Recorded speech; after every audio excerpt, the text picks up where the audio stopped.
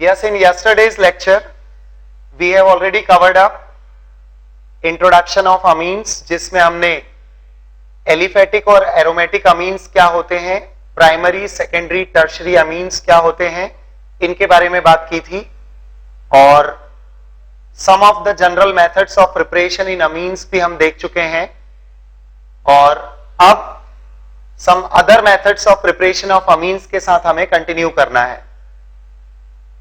इन yesterday's lecture amines को prepare करने के लिए हमने अल्काइल हैलाइड से प्रिपरेशन देखी है, तो थोड़ा सा उन पॉइंट्स को एक बार रिकॉल कर लीजिए, फिर मैं नेक्स्ट मेथड्स के साथ में कंटिन्यू करता हूं.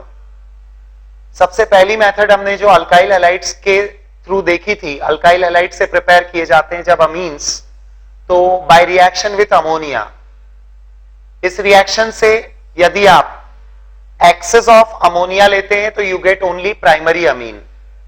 यदि आप एक्सेस ऑफ अल्काइल हैलाइड लेते हैं तो we get a mixture of primary, secondary, tertiary amines as well as the quaternary ammonium salt.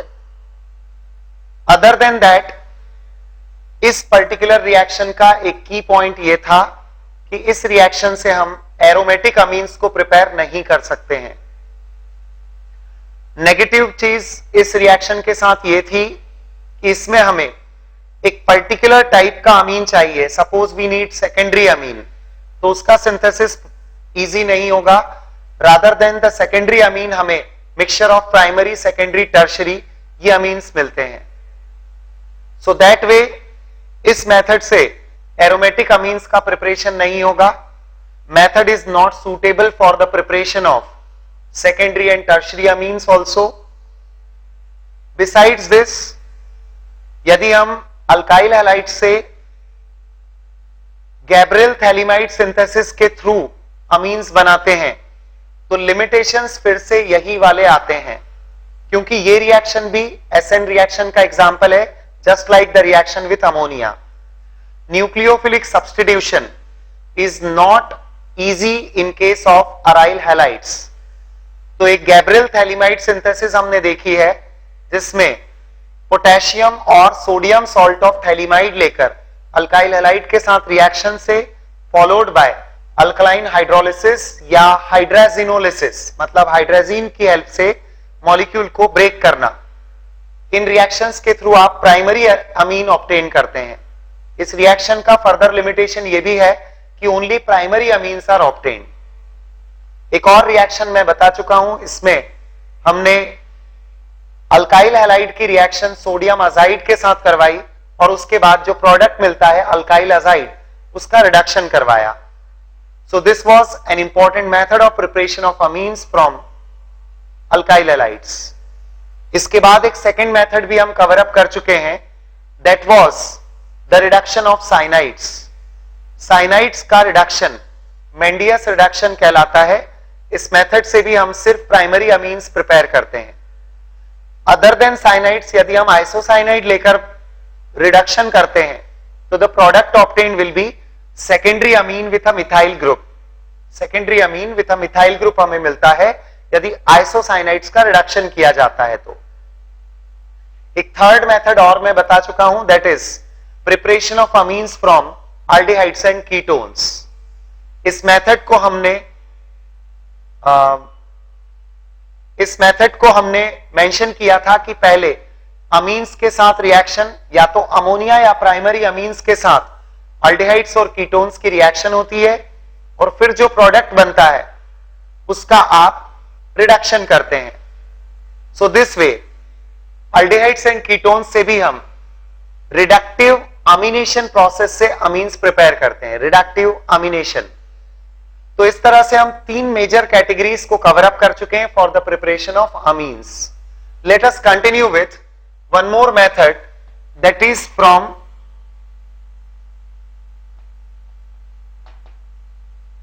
Oximes. I hope you remember the category of compounds जिनको ऑक्साइम्स कहा जाता है. अल्डिहाइड्स होते हैं RCHO, general formula वाले कंपाउंड्स. इनकी reaction जब hydroxyl अमीन के साथ करवाई जाती है तो the product obtained is oxime. Oximes are the compounds having functional group double bond NOH। Aldehydes के ऑक्साइम्स अल्डोक्साइम्स होते हैं, कीटोन्स के ऑक्साइम्स कीटोक्साइम्स होते हैं। You can easily see the difference. यदि इससे आपको अमीन प्रिपेयर करना है तो प्रिपरेशन ऑफ अमीन के लिए आपको क्या करना होगा? Removal of oxygen, addition of hydrogen. Removal of oxygen, addition of hydrogen, that is reduction. तो रिडक्शन यहां पर किसी भी कॉमन रिड्यूसिंग एजेंट से किया जा सकता है, जैसे कैटालिटिक रिडक्शन आप कर लीजिए, हाइड्रोजन विथ एनी मेटल, निकल, प्लैटिनम और पैलेडियम लिया जा सकता है। रिडक्शन के लिए ऑप्शन आपके पास में किसी एक्टिव मेटल के साथ एसिड को लिया जा सकता है, जैसे zinc and HCl, iron and HCl। These reducing agents can be taken, जिससे ऑक्साइम्स का रिडक्शन इनटू प्राइमरी अमीन्स होगा। Once again keep in mind, इस रिएक्शन में भी सिर्फ प्राइमरी अमीन्स प्रोडक्ट मिलते हैं। Only primary amines are obtained in the reaction. Secondary and tertiary amines can not be prepared by this method. इसके बाद एक और मेथड पर आगे बढ़ते हैं, that is from amides. Amide से यदि आप अमीन्स प्रिपेयर करना चाहते हैं तो you will have two different options. पहला ऑप्शन ये होगा कि आप अमाइड्स का रिडक्शन कर दें। So first is by reduction.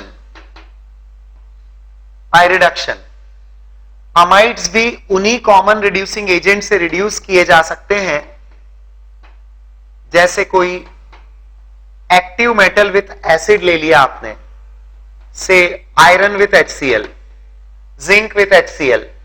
This kind of common reducing agents can be taken.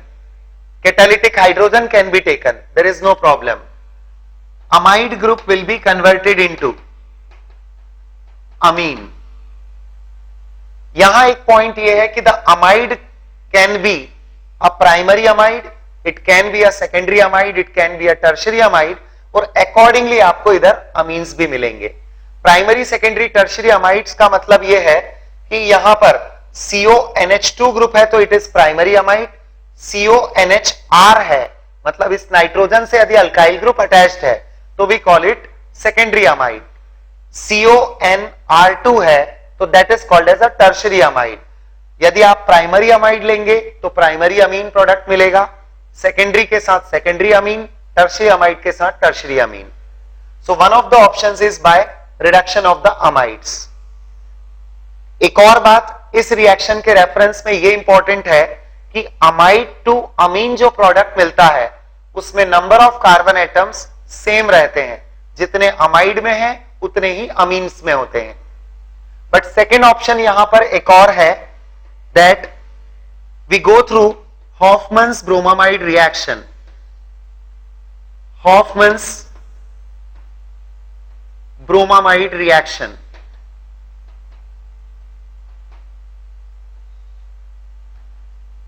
पहले हम अमाइड्स में हॉफमन्स ब्रोमामाइड रिएक्शन की बात वैसे कर चुके हैं, but I am repeating that एक अमाइड इस बार कंपलसरी है कि आप प्राइमरी अमाइड ही लें, इसलिए मैंने मेंशन किया है यहां पर प्राइमरी अमाइड। जब ब्रोमीन और NaOH के साथ ट्रीट किया जाता है तो product of the reaction primary amine बनता है। ऊपर वाले केस के कंपैरिजन में इस बार इंपॉर्टेंट बात यह है कि जो प्रोडक्ट अमीन मिलता है इसमें number of carbon atom decrease हो जाता है। I mean 1 carbon is less. 1 degree amine obtained in the reaction has 1 carbon atom less than the parent amide. Primary amine is obtained which has 1 carbon atom less than the primary amide. The reaction is only given by primary amides. So we can only prepare primary amines. But no doubt इस particular case में आप aromatic amines को भी prepare कर सकते हैं। I mean aniline specially. Aniline का preparation इससे पॉसिबल है। एनिलीन को प्रिपेयर करने के लिए आप कौन सा अमाइड लेंगे? बेंजामाइड। C6H5CONH2। बेंजामाइड का ब्रोमीन प्लस NaOH के साथ रिएक्शन से प्रोडक्ट आपको एनिलीन मिलेगा। Since the reaction is an important reaction, we should understand the mechanism of Hofmann's bromamide reaction.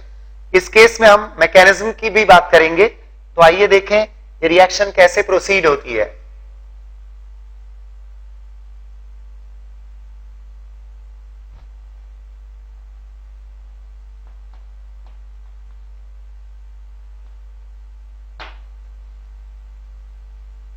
For this reaction सबसे पहले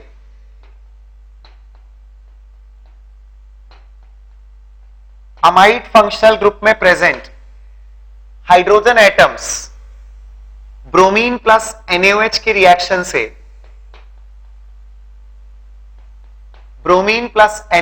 रिएक्शन से जो Br पॉजिटिव आयन जनरेट होता है वो H प्लस आयंस को रिप्लेस करके यहां ज्वाइन हो जाता है। मतलब actually it works as electrophile, और यहां पर नाइट्रोजन पर lone pair of electron present होने से the attack of the electrophile Br plus is possible.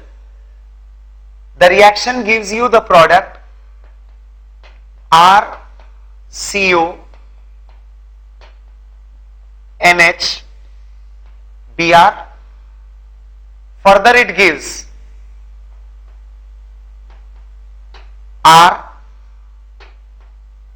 RCO N with the loss of HBr. यहां पर जो आप फर्स्ट स्टेप देख रहे हैं, इसमें जो प्रोडक्ट बनता है, इस प्रोडक्ट को एन ब्रोमामाइड कहा जाता है।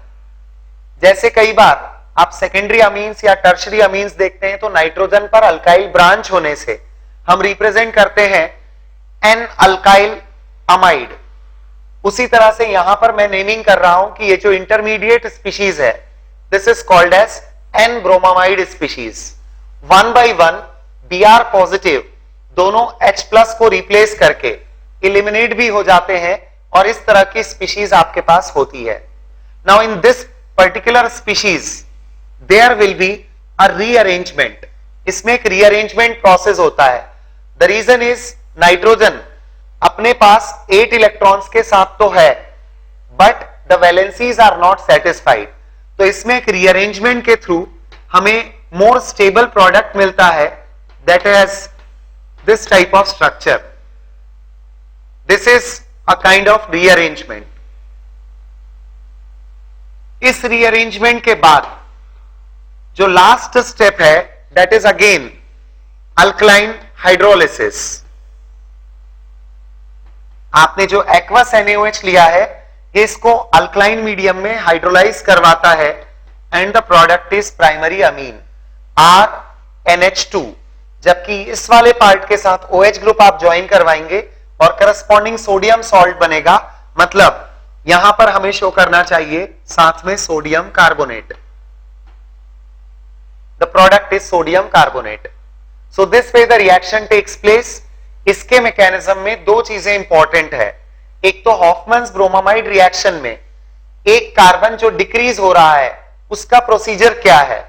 तो रीअरेंजमेंट के थ्रू ये वाला जो सब्सटेंस मिलता है, we call it cyanate, alkyl cyanate बनता है, और इसके हाइड्रोलिसिस से आपको प्राइमरी अमीन मिलता है। तो साइनेट का जब हाइड्रोलिसिस होता है तो एक कार्बन डिक्रीज हो जाता है। दूसरी इंपॉर्टेंट बात यह है कि इसमें ये जो इंटरमीडिएट स्पीशीज बनती है, that is called as bromamide intermediate, और इसीलिए हम इस रिएक्शन को हॉफमैन्स ब्रोमामाइड रिएक्शन बोलते हैं। So I hope this important reaction is clear. आगे बढ़ते हैं।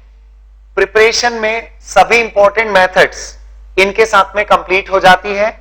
अब हम प्रॉपर्टीज ऑफ अमीन्स के साथ आगे बढ़े अपने वही यूजुअल तरीके से। पहले मैं कुछ फिजिकल प्रॉपर्टीज बोलूंगा, उसके बाद केमिकल नेचर ऑफ अमीन्स में पहले हमें डिटेल्स ऑफ बेसिक नेचर की बात करनी है। So let us continue with physical properties of amines.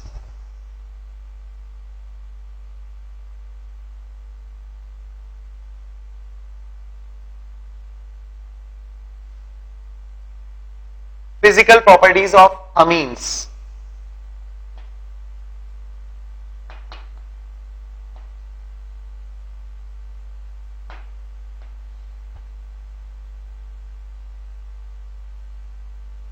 Lower aliphatic amines are gases and higher aliphatic amines are liquids. Aromatic में lower aromatic amines are liquids and higher aromatic amines are solids. Yes, this is the difference. मैं repeat करता हूं. Lower aliphatic amines are gases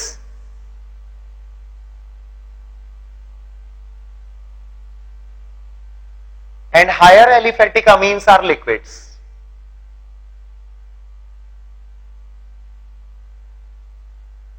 Lower aromatic amines are liquids. Lower aromatic amines are liquids and higher aromatic amines are solids.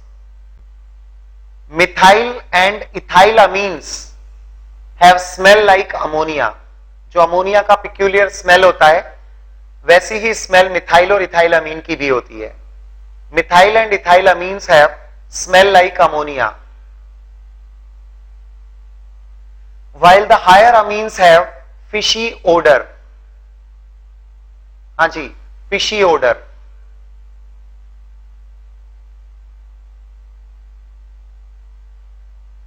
Methyl and ethyl amines have smell like ammonia and the other amines have fishy odor. The lower members are soluble in water due to hydrogen bonding. Lower amines are soluble in water due to hydrogen bonding.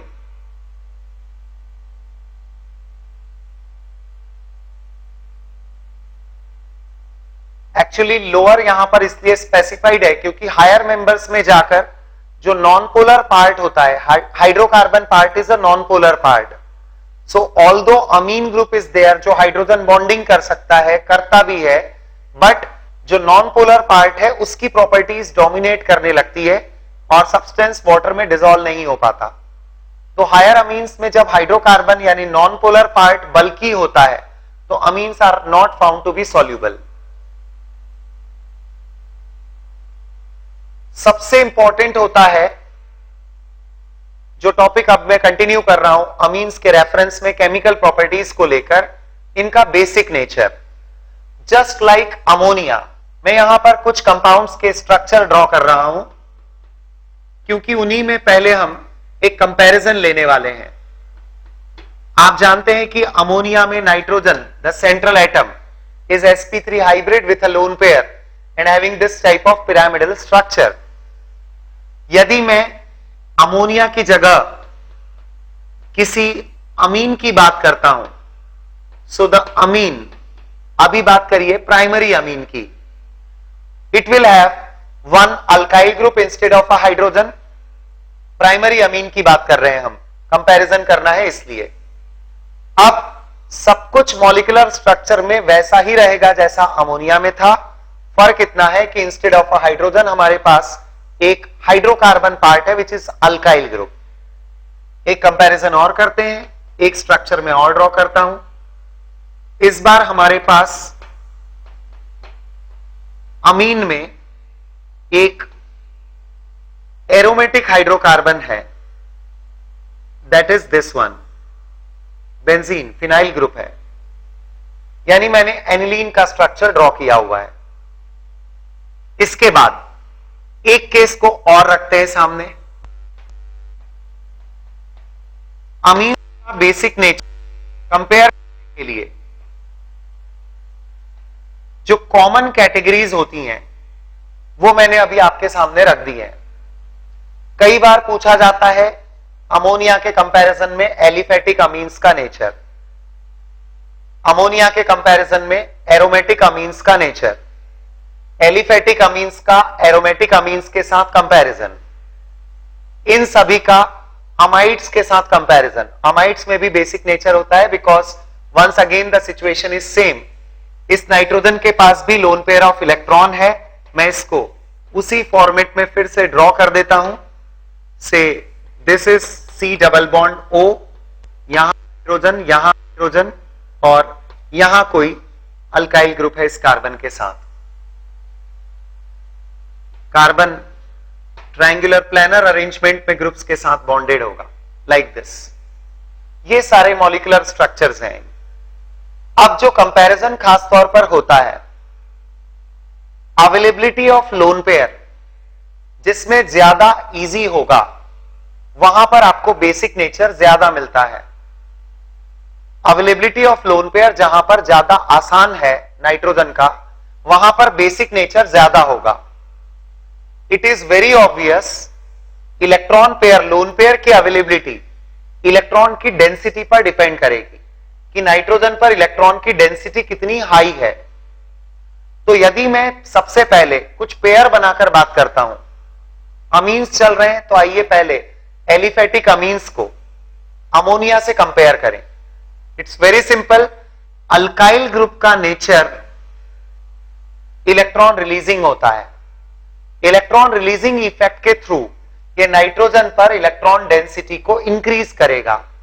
Increased electron density की वजह से availability of lone pair on nitrogen in aliphatic amines ammonia से ज्यादा आसान होगा। Basic nature of aliphatic amines will be more than that of ammonia. That is the first important conclusion. Aliphatic amines, अभी मैं primary के ही reference में बात कर रहा हूं क्योंकि अमंग द कैटेगरी अमीन्स फिर हम प्राइमरी, सेकेंडरी, टर्शरी का कंपैरिजन अलग से देखेंगे। Aliphatic amines are more basic than ammonia. एक ये इंपॉर्टेंट कंक्लूजन आ चुका है हमारे पास। उसका रीजन भी मैं बता चुका हूं। I repeat the reason. Alkyl group has plus I effect, मतलब electron releasing effect, positive inductive effect होता है, जिसके कारण ये नाइट्रोजन की लोन पेयर ज्यादा इजीली अवेलेबल करवाता है, नाइट्रोजन पर इलेक्ट्रॉन डेंसिटी बढ़ाता है और बेसिक नेचर को इंक्रीज करता है। अराइल ग्रुप पर आ जाए, एरोमेटिक अमीन्स पर आ जाएं। नाइट्रोजन की लोन पेयर का यहां पर कॉन्जुगेशन है, इसलिए ये वाली लोन पेयर इस कॉन्जुगेशन में इन्वॉल्व हो जाती है लाइक दिस। इस कॉन्जुगेशन में इन्वॉल्व हो जाने के कारण electron density on nitrogen remarkably decrease हो जाएगा। तो कंपेयर्ड टू अमोनिया यदि आप एरोमेटिक अमीन्स देखते हैं तो they are less basic. Aromatic amines, वैसे अभी अपना मेन एम्फेसिस एनिलीन पर ही है, बट स्टिल जनरलाइज करके लिखना है तो aromatic amines are less basic than ammonia. इस कंपैरिजन में मैं ऑटोमेटिकली इन दोनों को कंपेयर कर चुका हूं। एलिफेटिक अमीन्स ज्यादा बेसिक होंगे, एरोमेटिक अमीन्स लेस बेसिक होंगे। अब कंपैरिजन की चांस आती है अमाइड्स के साथ। अमाइड्स को लेकर क्या सोचते हैं आप? अमाइड्स का बेसिक नेचर अमीन्स के कंपैरिजन में कैसा होना चाहिए? चाहे आप एलिफेटिक लें, एरोमेटिक लें, या आपको लगता है कि कंपैरिजन एलिफेटिक के साथ अलग करिए, एरोमेटिक के साथ अलग करिए, तो हम वैसे भी प्रोसीड कर सकते हैं। Can you think on it? Amides का बेसिक नेचर, आइए पहले कंपैरिजन एलिफेटिक से कर लें। एलिफेटिक अमीन्स और अमाइड ज्यादा बेसिक होंगे एलिफेटिक अमीन्स। रीजन, अमाइड्स में भी रेजोनेंस है, कार्बोनाइल ग्रुप के कॉन्जुगेशन में ही तो आ रही है नाइट्रोजन की लोन पेयर। इस वजह से ये लोन पेयर इस कार्बोनाइल ग्रुप के कारण डीलोकलाइज होगी, अवेलेबल नहीं होगी या कम अवेलेबिलिटी होगी इलेक्ट्रॉन्स की नाइट्रोजन पर और बेसिक नेचर डिक्रीज हो जाएगा। तो अमाइड्स यदि एलिफेटिक अमीन से कंपेयर किए जाएं तो ये कम बेसिक नेचर वाले कंपाउंड्स होते हैं। They are very less in basic nature compared to these aliphatic amines. अब खास कंपैरिजन तो एरोमेटिक के साथ है। खास कंपैरिजन एरोमेटिक के साथ है, क्योंकि रेजोनेंस यहां भी है, रेजोनेंस यहां भी है। नाइट्रोजन की लोन पेयर डीलोकलाइज यहां कार्बोनाइल ग्रुप ने की है, यहां पर फिनाइल ग्रुप ने की है। यूजुअली हम ये स्ट्राइक होता है माइंड में, ये सोचने लगते हैं कि फिनाइल ग्रुप जब NH2 के साथ कॉन्जुगेटिव सिस्टम में नाइट्रोजन की लोन पेयर के कॉन्जुगेशन में ये सिस्टम आ रहा है, तो यहां पर 3 पाई बॉन्ड्स हैं जो उस लोन पेयर को डीलोकलाइज करवाएंगे, और यहां पर तो केवल एक ही पाई बॉन्ड है।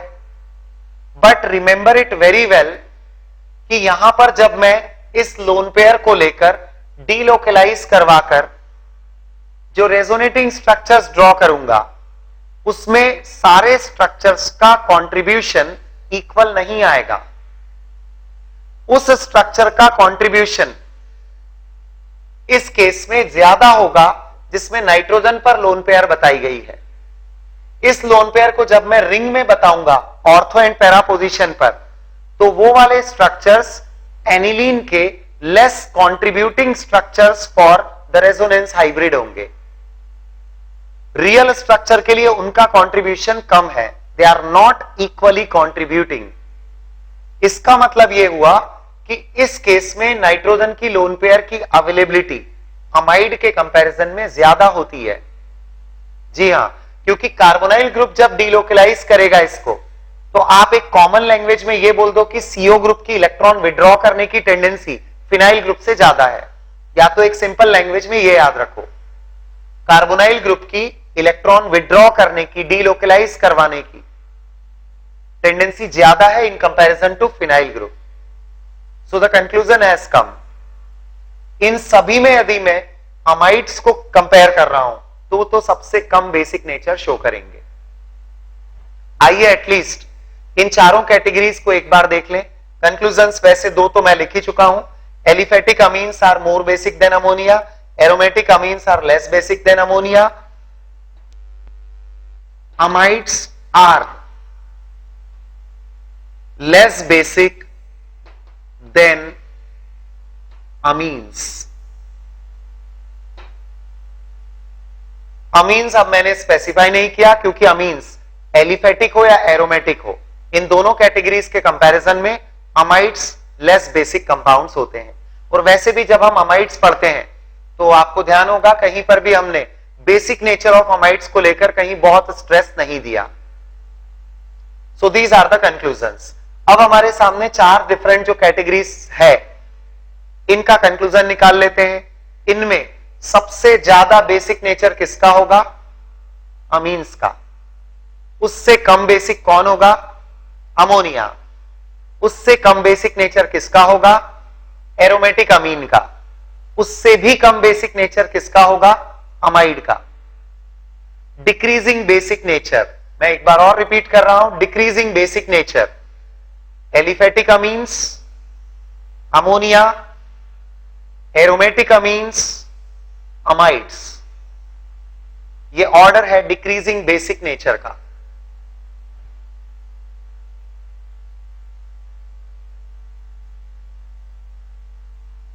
नाउ अलोंग विद दिस हम कई टाइप के और कंपैरिजन्स इसमें इंक्लूड कर सकते हैं। एक एग्जांपल और लेते हैं। देखिए, वैसे तो अभी अमीन्स के डिटेल्स में भी हमें जाना है, बट जो जनरलाइज्ड केसेस है मैं उनमें एक एग्जांपल और लेता हूं।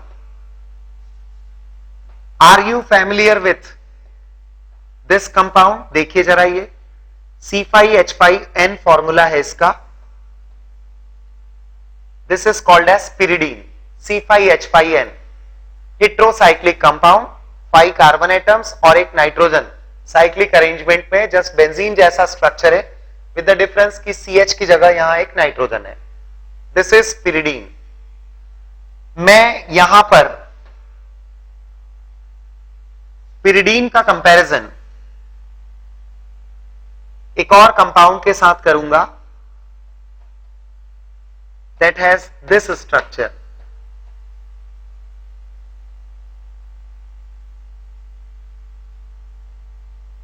इसे पायरोल कहा जाता है।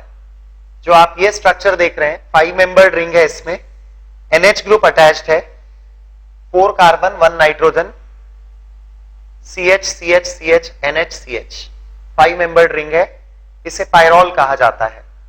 Pyridine is there and pyrrole is there. आप इन दोनों में बेसिक नेचर का कंपैरिजन करने जा रहे हैं। बेसिक नेचर का कंपैरिजन मैंने आपसे कहा है, लुईस बेसिक नेचर मतलब नाइट्रोजन की लोन पेयर जब ज्यादा इजीली अवेलेबल होगी तो हम कहेंगे कि कंपाउंड ज्यादा लुईस बेसिक नेचर वाला है।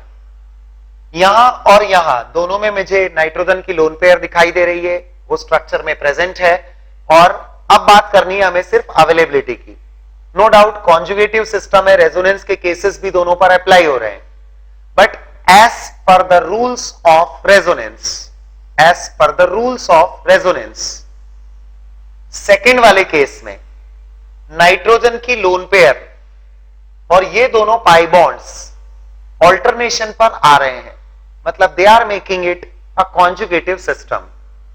तो मैं ये कहूंगा कि इस केस में नाइट्रोजन की लोन पेयर कॉन्जुगेटिव सिस्टम का पार्ट है और यह एरोमेटिक है। डेफिनेटली एरोमेटिक दोनों है, पर जो एरोमेटिसिटी का कंसेप्ट होता है, मतलब जिसमें साइक्लिक कंटिन्यूअस कॉन्जुगेशन में 4n+2 पाई इलेक्ट्रॉन होते हैं। 4n+2 में यदि मैं n की वैल्यू 1 रखता हूं तो ये वैल्यू आती है 6 पाई इलेक्ट्रॉन। तो एक साइक्लिक कंटिन्यूअस कॉन्जुगेशन में यदि 6 पाई इलेक्ट्रॉन होते हैं तो कंपाउंड एरोमेटिक होता है। ये एरोमेटिसिटी शो कर रहा है क्योंकि इसमें 6 पाई इलेक्ट्रॉन है। कौन से इलेक्ट्रॉन पाई इलेक्ट्रॉन में काउंट कर रहा हूं? 2 पाई बॉन्ड जो दिखाई दे रहे हैं उन दोनों बॉन्ड के 4 इलेक्ट्रॉन पाई इलेक्ट्रॉन काउंट हो रहे हैं, और जो लोन पेयर और नाइट्रोजन है उन दोनों इलेक्ट्रॉन को भी मैं पाई इलेक्ट्रॉन कहूंगा। Since they are in the conjugative system, वो रेजोनेंस में इन्वॉल्व है। पायरोल के नाइट्रोजन की lone pair as pi electron pair है, रेजोनेंस में इन्वॉल्व है, सिस्टम उसकी वजह से एरोमेटिक है। ये मैंने आपको एक सिचुएशन समझाई। अभी मैं बेसिक नेचर को लेकर मैं कंक्लूजन ड्रॉ नहीं कर रहा हूं, मैं सिर्फ आपको सिचुएशन एक्सप्लेन कर रहा हूं। कंक्लूजन अपने आप आएगा। आप ये वाला कंपाउंड अब देखिए। इन दिस कंपाउंड नाइट्रोजन के पास ऑलरेडी ये पाई इलेक्ट्रॉन पेयर है जो वो इस कार्बन के साथ शेयर कर रहा है। इस वजह से ये जो लोन पेयर आप देख रहे हैं, मतलब unshared pair, that is not a pi pair. Resonance के रूल्स के हिसाब से एक एटम केवल एक पाई पेयर का ही यूज कर सकता है, उसके पास पाई पेयर के फॉर्म में एक ही पेयर होना पॉसिबल है। जी हां, लोन पेयर सिग्मा और पाई टाइप की होती हैं। ये सिग्मा और पाई जो टर्म्स मैं यूज कर रहा हूं, इसका पर्पस, इसका मीनिंग ये है कि पाई पेयर मतलब वो लोन पेयर अनहाइब्रिड ऑर्बिटल में है, और सिग्मा लोन पेयर का मतलब वो लोन पेयर हाइब्रिड ऑर्बिटल में है। तो इस वाले नाइट्रोजन की लोन पेयर हाइब्रिड ऑर्बिटल में है, वो रेजोनेंस में इन्वॉल्व नहीं है। यदि वो अनहाइब्रिड ऑर्बिटल में होती तो रेजोनेंस में इन्वॉल्व होती, या वाइस वर्सा लैंग्वेज बोल दो कि यदि वो रेजोनेंस में इन्वॉल्व होती तो उसको आप अनहाइब्रिड पी ऑर्बिटल की लोन पेयर ट्रीट करते। ये लोन पेयर पाई पेयर नहीं है, इसीलिए ये भी एक एरोमेटिक सिस्टम ही है, क्योंकि यदि ये लोन पेयर सिग्मा पेयर है तो पाई पेयर इसमें भी कितनी है? 6।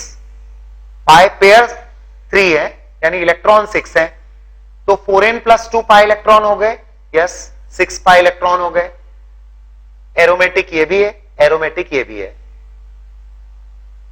लोन पेयर ऑन नाइट्रोजन इसमें भी है, लोन पेयर ऑन नाइट्रोजन इसमें भी है। इस नाइट्रोजन की लोन पेयर रेजोनेंस में इन्वॉल्व है, इस नाइट्रोजन की लोन पेयर का रेजोनेंस में इन्वॉल्वमेंट नहीं है। ऑब्वियसली बेसिक नेचर यदि मैं इन दोनों का कंपेयर कर रहा हूं तो availability of lone pair on nitrogen इस केस में much less than this case होगा। इसकी लोन पेयर इन्वॉल्व ही नहीं है रेजोनेंस में, इस वजह से ये ज्यादा इजीली अवेलेबल होगी। और pyridine is more basic than pyrrole. This will be the conclusion. Pyridine is more basic than pyrrole.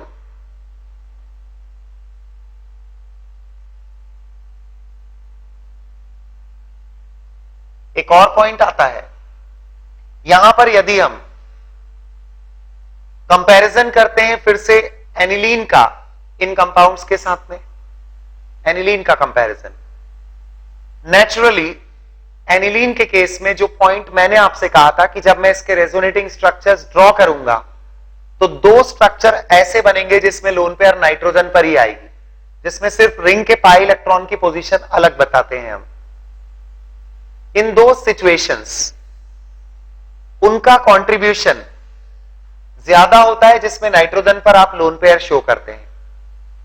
So naturally this compound will have less basic nature in comparison to pyridine but more basic nature in comparison to pyrrole। Pyrrole के comparison में मैं इसको ज्यादा basic बता रहा हूं क्योंकि उसकी लोन पेयर तो पूरा एरोमेटिक सिस्टम का पार्ट थी, इसकी लोन पेयर रेजोनेंस में इन्वॉल्व तो है बट एरोमेटिक सिस्टम का पार्ट नहीं है। तो इन दोनों में कंपैरिजन में ज्यादा इजीली अवेलेबल किसमें है? इसमें है। पर इन दोनों में कंपैरिजन में इसकी तो लोन पेयर इन्वॉल्व ही नहीं है और इसकी लोन पेयर इन्वॉल्व है in resonance. So this will be more basic than this will be more basic than this. I hope all these points are clear. ये बहुत जनरल वाले कंपैरिजन है। Mostly आपको जब एग्जाम्स में, कॉम्पिटिटिव एग्जाम्स में question देखने को मिलते हैं तो डिफरेंट टाइप के स्ट्रक्चर्स बनाकर कई बार एक ही स्ट्रक्चर में 3-4 नाइट्रोजन एटम्स शो करते हैं और आपसे पूछा जाता है कि मार्क्ड नाइट्रोजन में जैसे 1 2 3 4 करके मार्किंग कर दिया, ABCD करके मार्किंग कर दिया और पूछते हैं कि most basic site of the molecule कौन सा होगा। तो वेरियस सिचुएशंस से आपको इस तरह से डील करना आना चाहिए। मैं ये नहीं बोल रहा हूं कि एग्जैक्टली यही मॉलिक्यूल आ जाएंगे एग्जाम में, वो तो किसी भी एक बड़े से मॉलिक्यूल में 3-4 नाइट्रोजन सिंगल मॉलिक्यूल में ही शो कर दे और most basic site of the molecule के बारे में पूछ ले। Your analysis should be clear कि आप कहां कौन सा इफेक्ट अप्लाई कर रहे हैं। अदर देन दिस अब हम कंपैरिजन में आगे बढ़ते हैं। प्रॉपर्टीज ऑफ अमीन्स में बेसिक नेचर की बात हो रही है और मैं basic nature of primary, secondary and tertiary amines की बात करूंगा। कंपैरिजन ऑफ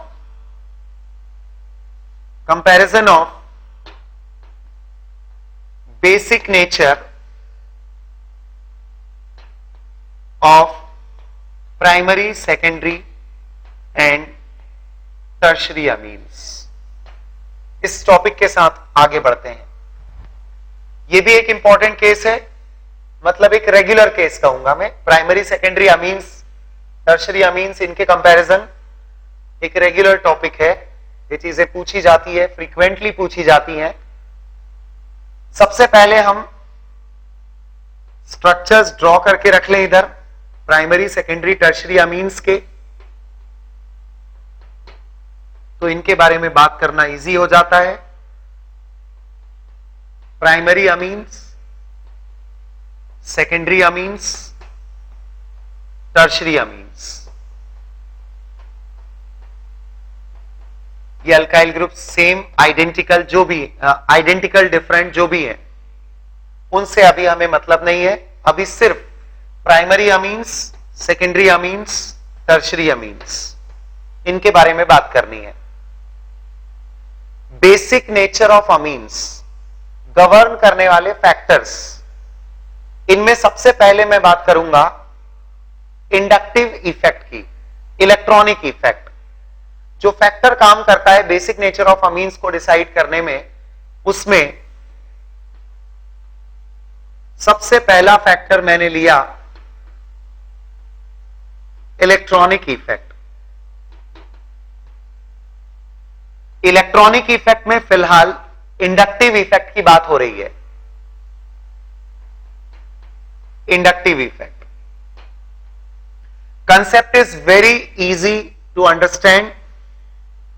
अल्काइल ग्रुप का plus I effect, electron releasing nature.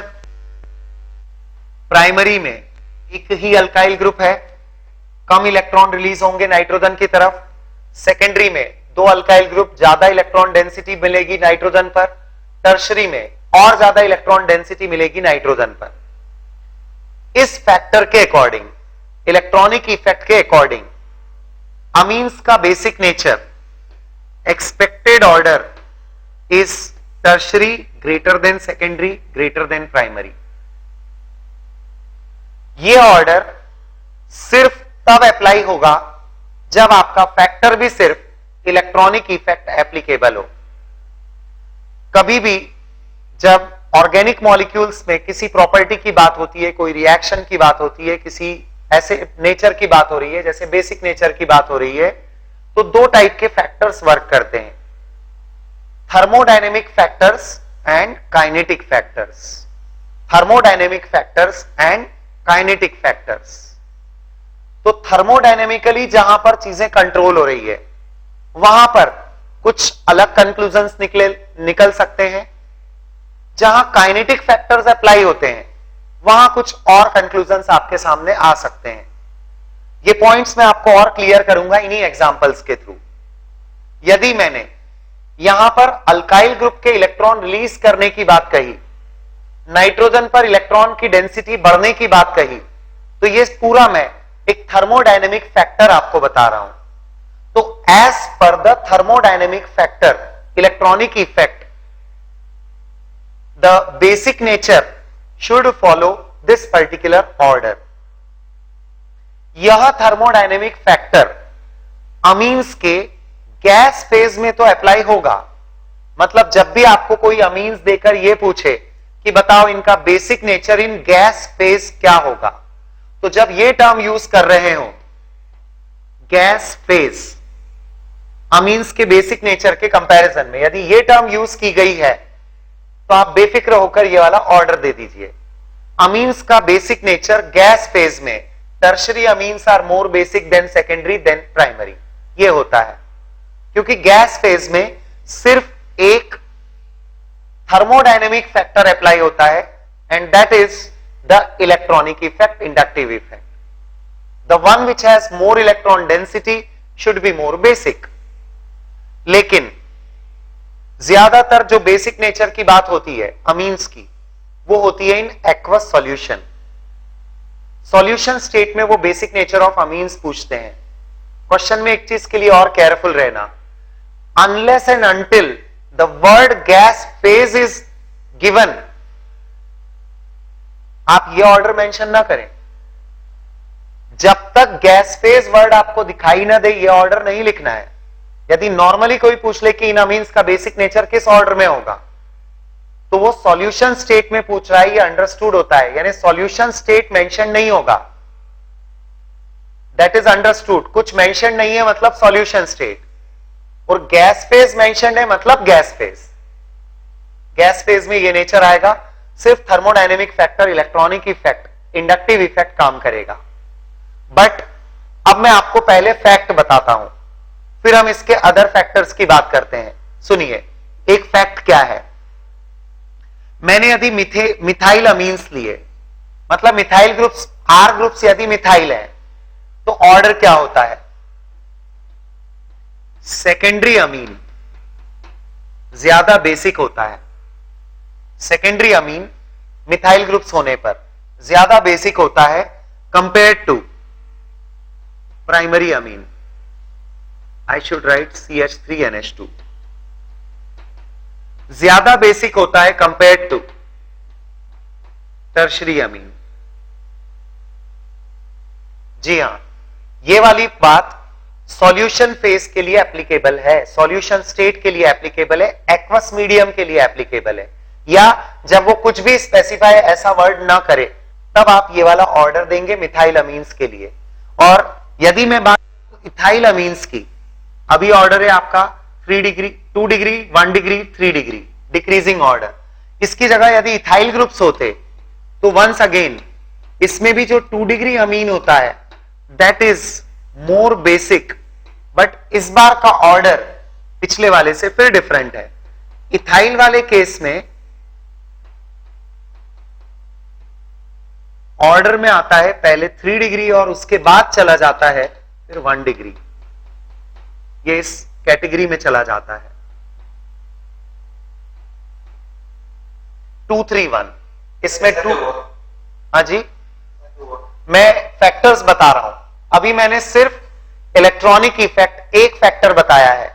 I am coming to the other factors, क्योंकि ये फैक्टर कब एप्लीकेबल होगा, ये फैक्टर तब एप्लीकेबल होगा जब सिर्फ इंडक्टिव इफेक्ट एप्लीकेबल हो, फेज गैस फेज हो। थर्मोडायनेमिक फैक्टर होता है इंडक्टिव इफेक्ट। मैं दूसरे फैक्टर्स भी बता रहा हूं, आप और फोकस करिए इस पॉइंट पर। दो फैक्टर्स अभी और हैं, ये फैक्ट मैंने आपको बताया, अब इसका रीजन सुनो। There are two more factors that govern the basic nature of amines. The second factor is, ये था first heading electronic effect, the second factor is steric effect. Steric effect को एक काइनेटिक फैक्टर कहा जाता है। Steric effect is called as kinetic factor. Kinetic factor का मतलब है, काइनेटिक फैक्टर का मतलब है कि ठीक है, नाइट्रोजन पर लोन पेयर अवेलेबल तो है, अल्काइल ग्रुप्स ने इलेक्ट्रॉन्स की डेंसिटी बढ़ा भी दी, अब नाइट्रोजन के पास ज्यादा इलेक्ट्रॉन भी हो गए, बट जिस स्पीशीज को लोन पेयर एक्सेप्ट करनी है, नाइट्रोजन के साथ बॉन्ड बनाना है, उसका अप्रोच टुवर्ड्स नाइट्रोजन इजी होना चाहिए। स्टीरिक फैक्टर का मतलब होता है ऑब्स्ट्रक्शन। ये ग्रुप्स जो नाइट्रोजन के आसपास प्रेजेंट होते हैं, they create an obstruction, they create steric hindrance. Steric hindrance के कारण, यस, स्टीरिक हिंड्रेंस के कारण tertiary amines become less basic compared to secondary, compared to primary. अब फिर से इस पॉइंट पर भी नोटिस करो कि यदि मैं प्योरली स्टीरिक इफेक्ट अप्लाई करता हूं, प्योरली स्टीरिक इफेक्ट, तो बेसिक नेचर ऑफ अमीन्स क्या होना चाहिए? 1 degree greater than 2 degree greater than 3 degree. 2 minute बस, 2 मिनट लास्ट। एक और इफेक्ट सुन ले। तीसरा इफेक्ट होता है hydration energy. Hydration energy, amines get protonated. जब इनका बेसिक नेचर होता है तो इस लोन पेयर को प्रोटॉन एक्सेप्ट कर लेता है, यानी proton joins this nitrogen as H positive. जैसे ही ये बॉन्डिंग होती है और अमोनियम सॉल्ट बनता है, अमोनियम आयन बनता है प्राइमरी, सेकेंडरी, टर्शरी अमीन्स के साथ, तो अब due to hydrogen bonding the value of hydration energy is different. Naturally जब इसके साथ H पॉजिटिव आकर ज्वाइन होगा तो the nitrogen atom will be there to make hydrogen bonds, और 3 हाइड्रोजन एटम्स भी होंगे। As a result extent of hydrogen bonding primary amines के साथ सबसे ज्यादा होती है। Once again hydration energy is also a thermodynamic factor. यहां एनर्जी कंसेप्ट इन्वॉल्व है और ये एक थर्मोडायनेमिक फैक्टर है। पर इस बार एक इंटरेस्टिंग कंक्लूजन ये है कि प्राइमरी अमीन्स ज्यादा एक्सटेंट ऑफ हाइड्रेशन के कारण ये वाला जो थर्मोडायनेमिक फैक्टर है ये पहले के अपोज में जा रहा है, क्योंकि इसके हिसाब से मैं बेसिक नेचर लेता हूं तो प्राइमरी, सेकेंडरी, टर्शरी, ये फिर से ऑर्डर यही आना चाहिए। एंड व्हाट वी ऑब्जर्व, जो फैक्ट होता है, this is the fact, it can be explained by the combined effect of these two and this one. 2 thermodynamic factors and 1 kinetic factor, and we get the collective influence of all the 3. In short में कहूं तो कम से कम methyl और ethyl अमीन के cases तो आपको बिल्कुल याद होना चाहिए कि इनमें कौन सा अमीन सबसे ज्यादा बेसिक है, कौन सा सबसे कम है। So this much is enough for now.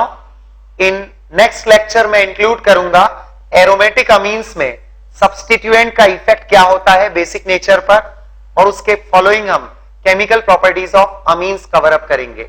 So I think 1 more lecture will be required to finish all these things जो बची हुई है फॉर अमीन्स। Thank you.